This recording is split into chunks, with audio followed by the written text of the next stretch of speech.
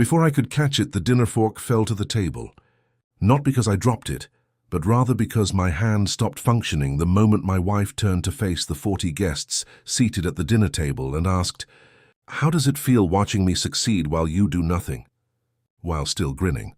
Ever since her father handed her a sales territory and a business card bearing the family name, she had been practicing her glossy, camera-ready smile. For precisely one beat, the room fell silent. Then the chuckles began. Her mother's friends from the Scottsdale Civic League, her father's employees and her co-workers all laughed as if it were the funniest thing they had heard all year. "Nolan, don't be angry." Chelsea put 2 fingers to my arm, the way you would touch something you weren't sure was clean. "I'm merely kidding." I picked up my fork, took a slow drink of water and gave her a serene gaze. "I said it's enjoyable to tease. Would you like to hear mine? I own 77% of your father's company," I said, "and effective Monday morning you're fired." The laughter stopped. Every single person at that table went still. Chelsea's face did something I'd never seen it do in 11 years of marriage. It collapsed. Not into tears, but into pure, unprocessed shock. The kind that bypasses every rehearsed expression you've ever practiced and leaves you with nothing but the truth underneath. At that point, everything that had been building for 3 years finally fell apart. Nolan Whitfield is my name. My age is 44. I construct things, not the kind you bang together on a construction site, though I have also done that. I create businesses. I identify companies that are failing, bleeding, or just not reaching their full potential. And I reorganize, finance, and transform them into something viable. It's not a glamorous job. It doesn't have a title that impresses guests at dinner parties, but it has given me the kind of calm confidence that others sometimes mistake for arrogance and made me more money than I've ever needed. Chelsea Whitmore and I met at a fundraiser in Phoenix, one of those charity events when everyone is dressed elegantly, but no one is genuinely considering the cause. I was surprised by how smart and radiant she was at the age of 28. Chelsea was employed in a junior sales position at her father's business, Whitmore Realty Group, a mid-sized Scottsdale-based commercial real estate firm. Not because she needed the money, but rather because Garrett Whitmore valued keeping things in the family. We dated for 2 years, were married in a vineyard outside of Sedona, and purchased a home in Paradise Valley with a view of Camelback Mountain that still makes me pause on certain mornings when the light is just right. Everything was as it appeared on the exterior for the first 4 years. We performed well. We went on a journey. We chuckled. We created a life. In her father's business, Chelsea advanced. As always, I continued to labor silently in the background. It was precisely what that work had created that no one at that dinner table knew, and that Chelsea herself had stopped focusing on. I'm getting ahead of myself, though. Now is the time to subscribe to the channel if you haven't already. Press the bell. I assure you that you have never seen anything like what happens at the end of this story, so please leave a remark once you've finished reading it. If this strikes a different note, like the video. Now let's get started. I didn't realize the change in Chelsea until much later, but it began approximately 3 years ago. That's the problem with gradual adjustments in a marriage. They don't show up with big events or warning indications.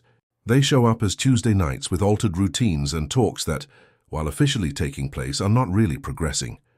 At Whitmore Realty Group, Chelsea received a promotion to Senior Sales Director. The area that included their most valuable commercial listings in the Scottsdale and North Phoenix corridor was given to her by her father.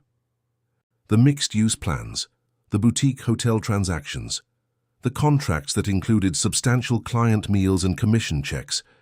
She was skilled at it. I want to be really clear about that. Chelsea had a genuine aptitude for building relationships, reading a room, and understanding when to stop talking and what a buyer needed to hear. She was deserving of the promotion. It arrived with something she hadn't earned. She remarked, "You just don't understand the pressure I'm under." One October evening, as she stood in our kitchen at 9:30 p.m., answering emails while holding a glass of Syra and her phone, "What I'm dealing with every day." "Walk me through it," I said. She gave me a brief glance, as if she was debating whether or not to bother. "Never mind. That started to happen." "Never mind. You wouldn't get it. This is different from what you do, Nolan. What I do is client-facing. It's real. It's out in the world. as opposed to what I did, which in Chelsea's growing narrative of our life was sitting at a computer and moving numbers around. I didn't correct her, partially because I've never been someone who needs the credit, partially because I knew that the moment you start defending yourself to your spouse, you've already lost something you're not getting back. But the truth was accumulating in the background. 3 years earlier, I'd been quietly approached about a significant opportunity. A mutual contact had introduced me to Garrett Whitmore himself, not as Chelsea's father, but as a businessman who was in trouble he couldn't see yet. Whitmore Really Group was carrying debt that its revenue couldn't sustain. 2 of their largest commercial deals had fallen through in the same quarter. Their lease on their Scottsdale Boulevard office space had ballooned after a renegotiation gone sideways. Garrett was a proud man. Proud enough that he hadn't told his family how close to the edge things actually were. He needed a capital infusion and a restructuring partner, someone who understood commercial real estate valuation and had the cash to back it. I understood commercial real estate valuation. I had the cash. We negotiated for 6 weeks. I brought in 2 outside attorneys and a forensic accountant to go through every line of the company's financials. What came out the other side was a deal that saved Whitmore Really Group and gave me a controlling stake. 77%. Garrett insisted on one condition. Chelsea couldn't know. Not because he was ashamed, he said, but because he wanted Chelsea to believe she'd earned her position on her own terms. He didn't want her confidence undercut by knowing her husband was effectively her boss. I respected that. I agreed to it. We structured things through a holding company, Fieldstone Capital Partners, that Garrett would list as a silent investor in all filings. Chelsea never asked about Fieldstone. Why would she? She was building her career. She was winning deals. She was becoming, by any reasonable measure, the best salesperson her father's company had. And somewhere in that success, she started to believe the story she was telling about herself a little too completely. It happened in pieces the way these things always do. There was the December conference in Tempe, where Chelsea placed second in the company's internal sales competition and called me from the hotel bar to tell me about it. Second place, Nolan, can you believe it? I almost won the whole thing. That's incredible, I told her. You sound surprised. I'm proud of you. I just think, she said, her voice shifting into something I was starting to recognize, that you could be a little more enthusiastic about what I'm accomplishing. It's like you just expect it. I didn't say anything for a moment. You know what your problem is, she continued. You're so wrapped up in whatever it is you do all day that you've stopped paying attention to anything real. I let it go.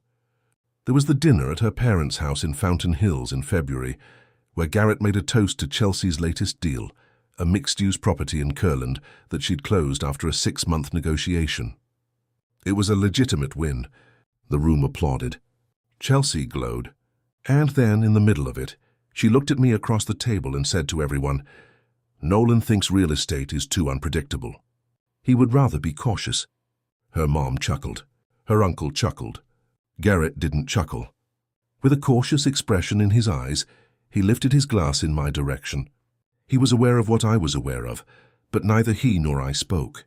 One Sunday afternoon in April, as I was going over paperwork at the kitchen table, Chelsea came home from brunch with her co-workers, glanced at my file spread and asked, "Still doing your homework?" before walking by me without waiting for a response. I reminded myself that these were fleeting moments, stressful conversations, and the strain of her work manifesting itself in subtle, cruel ways. She would level out, I told myself. She didn't reach a level. Chelsea was the winner by the first week of June, when the annual Whitmore Really Group Awards luncheon took place. The year's top salesperson. It wasn't an upset. Since Q3, she had been the front-runner. A private event venue off Pinnacle Peak Road in North Scottsdale served as the venue for the meal. Warm lighting and all-exposed wood. The type of venue that is both upscale and rustic at the same time. 43 persons were present. Chelsea's colleagues, their wives, Garrett and his wife Diane, a couple of the company's longest-term clientele, and me. Chelsea had been prepping for the previous week. The new dress is well cut, deep emerald. Hair appointments are scheduled for Thursday and Friday. From the salon, she texted me, "I'm going to have a big night tonight. Make an effort to stay up." I donned the charcoal suit that I had purchased 2 years prior in Chicago, I took us there in my car. I ordered the sea bass. Listened to the remarks, applauded when Chelsea's name was called, and watched my wife approach her father to take the prize with the poise of someone who had never once questioned her rightful place. She was stunning. It's important that I saw it clearly, so I want to put it plainly. She was skilled at what she did, and looked stunning while doing it. And beneath the surface of it all, I had something that was almost like grief for what had happened to us. She then returned to her seat. The cheers subsided. The dessert course showed up. How does it feel watching me succeed while you do nothing? Chelsea asked, picking up her champagne glass and looking at me in front of 43 people. The ensuing laughing was not cruel. Not from the majority of them. When a joke enters a room and no one is certain if it was a joke, the quiet is filled with the reflexive, uneasy type. With her champagne glass halfway up, Chelsea continued to smile and act effortlessly, as she had been coached to. She touched my arm and murmured, "Don't be upset. I'm merely kidding." Perhaps 2 heartbeats were audible.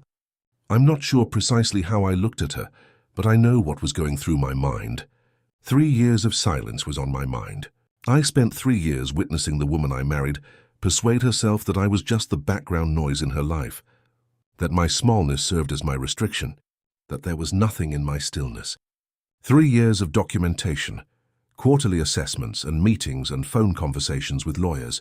I had promised to make everything invisible so she couldn't see it.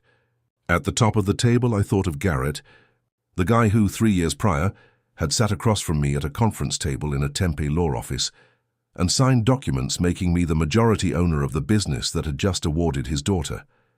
I considered the necessity of a punchline for a joke. I said it's enjoyable to tease. I spoke in a level tone. I wasn't furious, or if I was, it had subsided to the point that my tone was unaffected. "Do you want to hear mine?" Chelsea chuckled, preparing for the comeback. "Guess let's hear it, Nolan. I mentioned that I own 77% of your father's business. And you're fired as of Monday morning."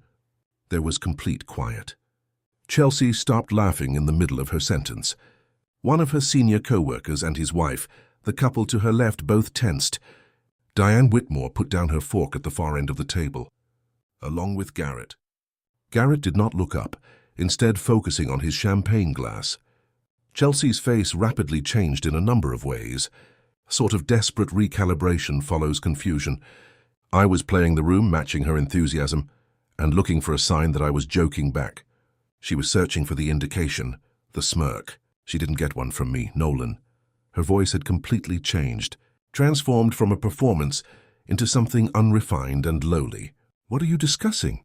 I said, "Fieldstone Capital Partners. Controlling stake 3 years ago.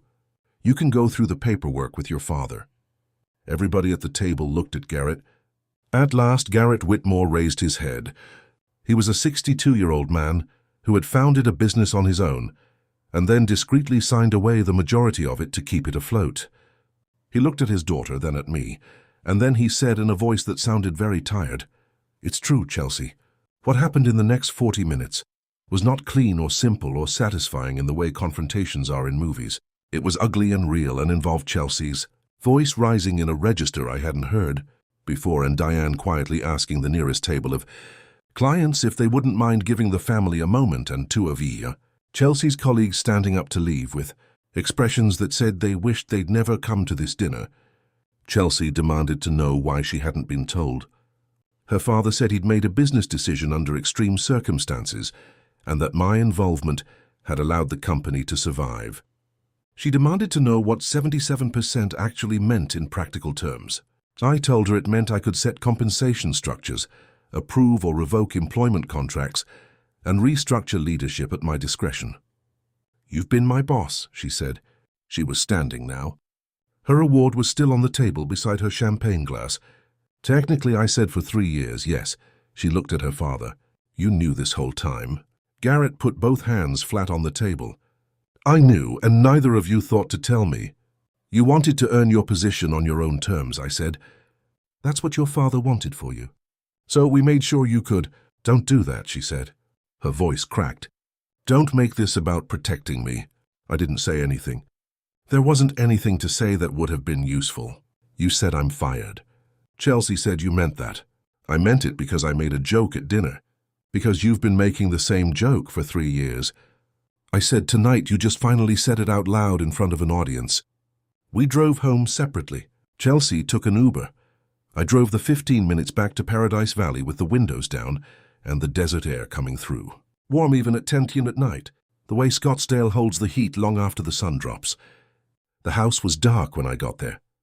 I sat in the driveway for a few minutes without going in, looking at the silhouette of Camelback against the sky. I want to be honest about what I felt, because this kind of story can become something it's not. If you smooth over the hard parts, I wasn't triumphant. I wasn't satisfied in any clean way. 11 years is a long time. There were 10,000 things inside that marriage that had nothing to do with what had happened at that table. Vacations and quiet Sundays, and the kind of small kindnesses that accumulate like sediment at the bottom of a life together. Losing all of that doesn't feel like winning. It feels like opening a door into a room that used to be warm and finding it cold. But I also knew, sitting in that driveway, that I had been disappearing inside that marriage for 3 years. Not dramatically, not all at once, just gradually becoming less and less of a presence to the woman who was supposed to know me best, relegated to the corner of her story as the static, unimpressive backdrop against which she got to shine. That has a cost. It extracts something from a person, even when they're the one choosing to stay quiet. Maybe especially then. Chelsea came home at midnight. I was in the kitchen with a glass of water and my laptop reviewing quarterly projections for a separate portfolio company. She stood in the doorway for a moment looking at me, and I could see that the anger from the dinner had burned down into something more complicated. "Were you ever going to tell me?" she asked. "I was going to leave it to your father. It was his business. It was my career." "Yes," I said. "And you built it. What you accomplished at that company is real, Chelsea. The deals you closed, the clients you brought in. I didn't do any of that for you. You did it." She was quiet for a moment. "Then why fire me?" "Because you sat in front of 40 people and humiliated your husband to get a laugh," I said. "And because it wasn't the first time. And because what a person says when they have an audience is usually what they actually believe." Chelsea looked at the floor, then at me. "I didn't think it would land like that," she said. "I know you didn't," I said. "That's the part that matters." The days that followed were a kind of careful, excruciating negotiation, not of the marriage yet, but of the immediate practical reality.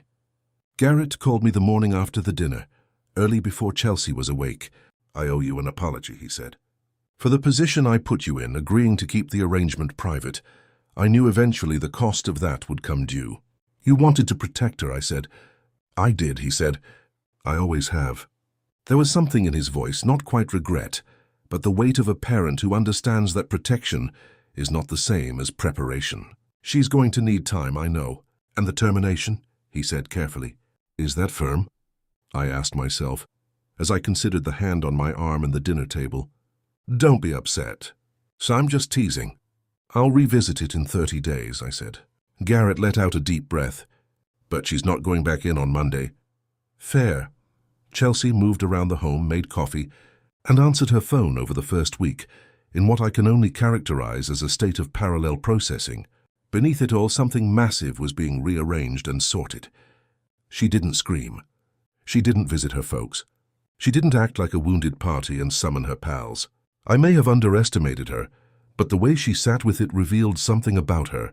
She entered my office on the 5th day and sat across the desk with her back straight and her hands folded, just like a customer would.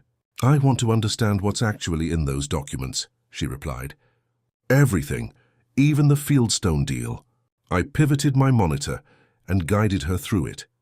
The original capital infusion, the terms of the restructuring, the equity distribution, and the governance rules that granted me approval authority over significant hiring and compensation decisions. She read all she was asked to read, asked thoughtful, targeted questions, and shown that she had given it significant thought. She paused when she reached the employment authority part. "You could have done this any time," she remarked. "In 3 years you never once used it." "No? Why did you use it now?" "Because you made me invisible in front of 40 people," I replied. She studied the document for a while before saying, "And I decided I was done being invisible."